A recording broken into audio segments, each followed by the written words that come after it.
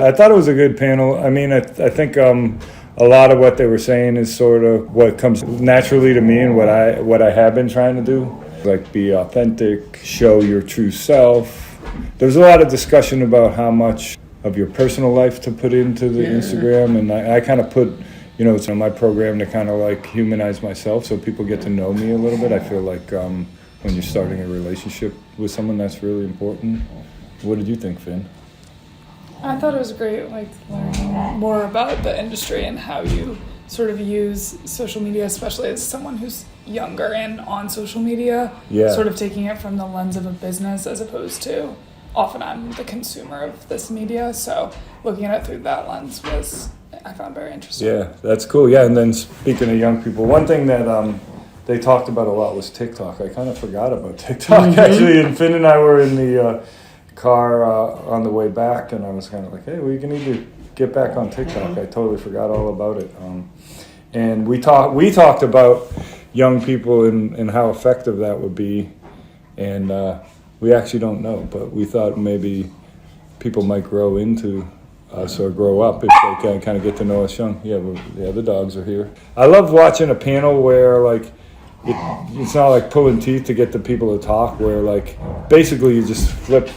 Jackie, did her thing with the moderating, but basically she just flipped the switch and everybody just started talking. And it was real bubbly, and you could tell that the two panelists really knew each other and had worked together in the past, and they had really good chemistry. Yeah. It's important to me, like when we do our panels, that we have chemistry with everybody. We have a good vibe. We all feel like friends. So it felt sort of like a boiler room type of vibe, actually. Yeah, the vibe is very warm. That type of vibe, the warmth, yeah.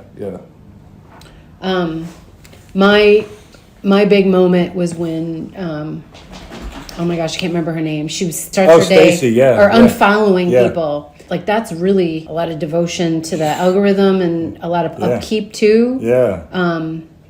So I'd asked you, like, do you do that? Yeah, that's crazy. You asked me, and I was like, well, like, if I'm going to do that in the morning, like, sometimes, I mean, whatever. There's between 10 and 100 people, new followers on any given morning, and like, if I have to look at their profiles, investigate who they are, and decide whether or not to keep them as followers, I just don't have that type of time. One other thing that was going through my mind as they were talking was. With commenting and stuff like that, I feel like, when you have a reel or a post that gets a lot of traction and a lot of people comment on it, I get that same like sense of overwhelm after a while. Like I can go in like 10, 20 comments, but then beyond that, it's like it's so hard to keep track of. You know what I mean?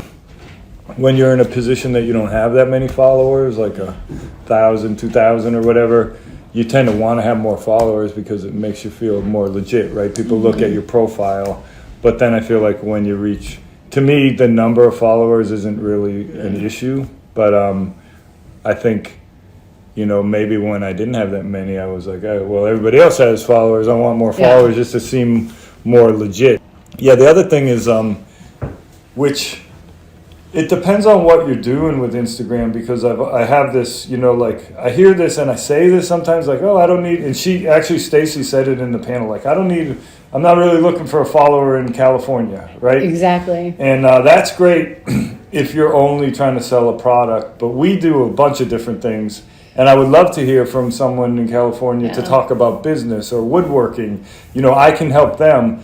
I learned so much by helping people. Like even even if we go to visit someone and talk about their management style and try to help them with the management, we're just grabbing nuggets the whole time. So I guess the quality, there was a lot of discussion about the quality of the followers. So I think it's to anybody out there like trying to think about who their ideal client is, who they want. And I like personally, I just have so many different like reasons to do Instagram that I have like 5 different types of ideal client, Okay.